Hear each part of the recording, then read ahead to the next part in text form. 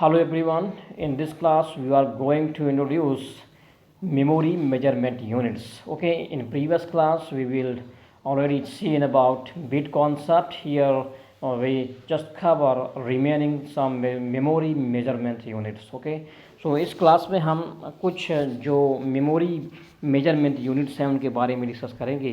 इस क्लास के बाद जितनी भी आपके मेमोरी मेजरमेंट यूनिट्स हैं वो सारी कवर हो जाएंगी। ठीक है, तो सबसे पहले हम बात करते हैं निबल। सबसे पहले हम बात करते हैं किसकी? निबल की। निबल क्या होता है? देखिए, अ group of 4 bit is called nibble.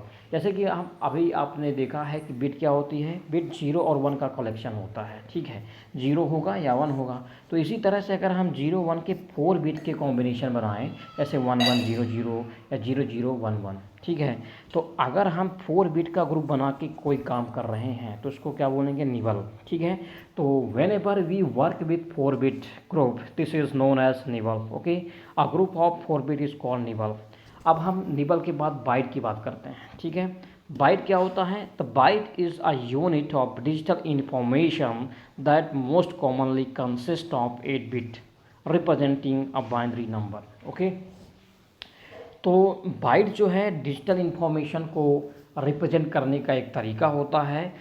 और जो ये है, जो बाइट है, वो 8 बिट की कलेक्शन को बोलते हैं। 8 बिट का जो आपका कलेक्शन रहेगा, 8 बिट इक्वल टू 1 बाइट होता है। ठीक है, अब बिट क्या होते हैं मैंने बता दिया था आपको, 0 1 होते हैं।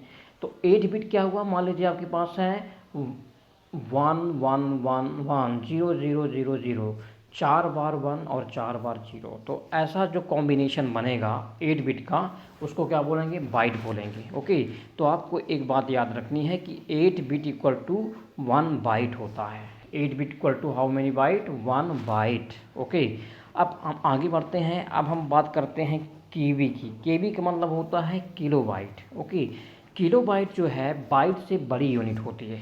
ठीक है, किलो बाइट जो है बाइट से बड़ी यूनिट होती है। तो अब हम इसमें देखेंगे कि केबी जो है कितने बाइट के बराबर होता है। तो 1024 byte, 1024 byte equal to 1 KB होता है। ये सभी को पता है। ठीक है, इसी तरह से हम मेगा बाइट की बात करें तो मेगा बाइट में क्या होता है? 1024 KB इक्वल टू 1 MB।